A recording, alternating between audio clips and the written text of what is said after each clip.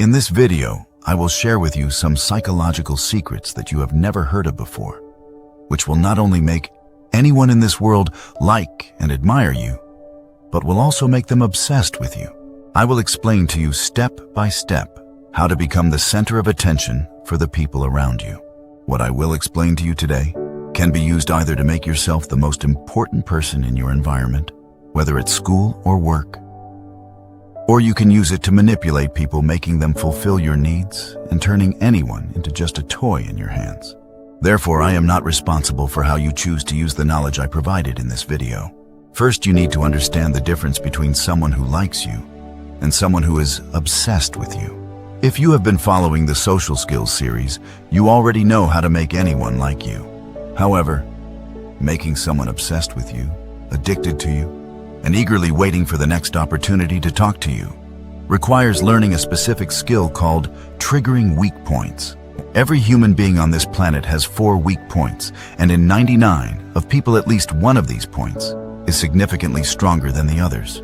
All you need to do is identify that weak point and use it to your advantage. The way to discover that weak point is first learning how to detect it during a conversation, and second, being aware of what these weak points actually are. Once you combine these 2 elements, you will find yourself knowing exactly how to hit the most sensitive nerve of any person and make them obsessed with you. Let's start with the first step: how to detect a person's weak points while talking to them. Human behavior is like a straight line. It sometimes rises and sometimes falls. But every now and then, something happens that we call a spike. When this spike occurs, know that you have hit a sensitive nerve. What do I mean when I say spike? And what do I mean by this line in the first place? While talking to someone, you will notice that when they speak, their tone of voice is normal. Their speech speed is normal. Their attention is normal. And their presence is normal. Everything is just normal. However, if you make them laugh or bring up a topic that grabs their attention, you will notice a slight change in their behavior. But in some cases, you may see a significant increase in their emotional response. That's when you know a spike has happened. Or if they say something and then repeat it again, meaning they say a phrase or sentence twice. This repetition often happens when they don't get the reaction they were hoping for from you. When a spike occurs, or when you hear them repeating something twice, try to observe whether these things are directly related to them personally. If these conditions are met, pay close attention, because you may have found a gap in their defenses, an opening where you can cast your net.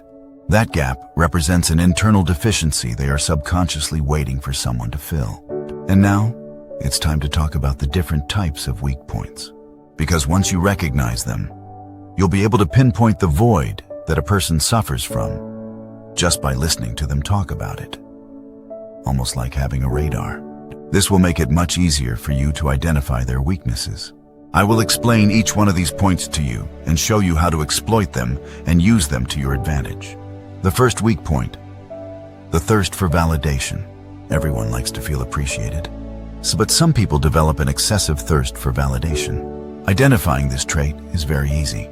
You will notice that this person constantly tries to prove they are special and seeks admiration from those around them. They might frequently talk about their achievements, retell stories of moments where they acted impressively, or brag about how they managed to attract a beautiful girl and keep her interested.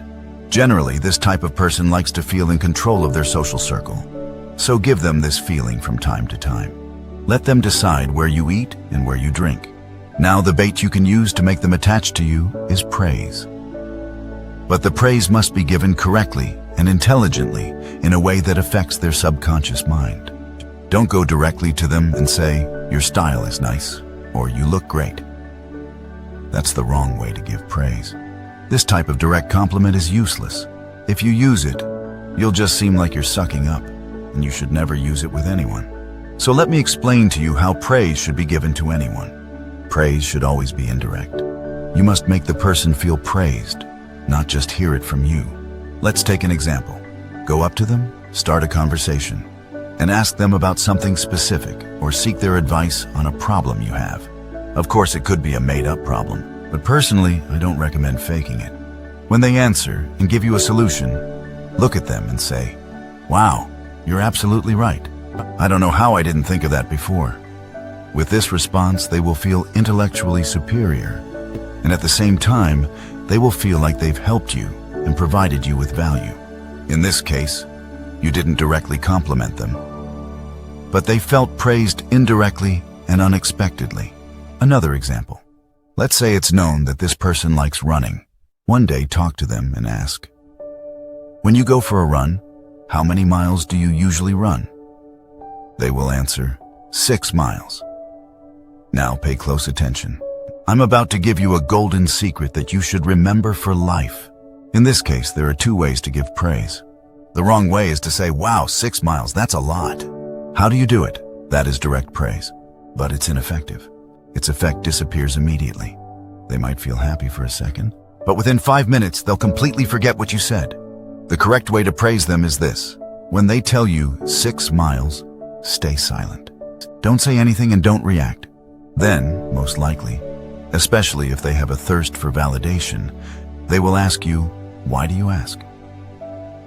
You then say, "The other day, Henry and I were talking about you, and we were debating whether you could run 6 miles without stopping.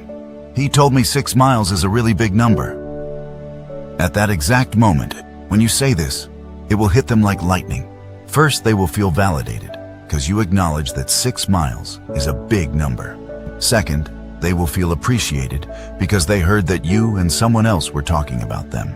This way, you have praised them indirectly, and you will make them think about this conversation all day, or maybe even for days and days.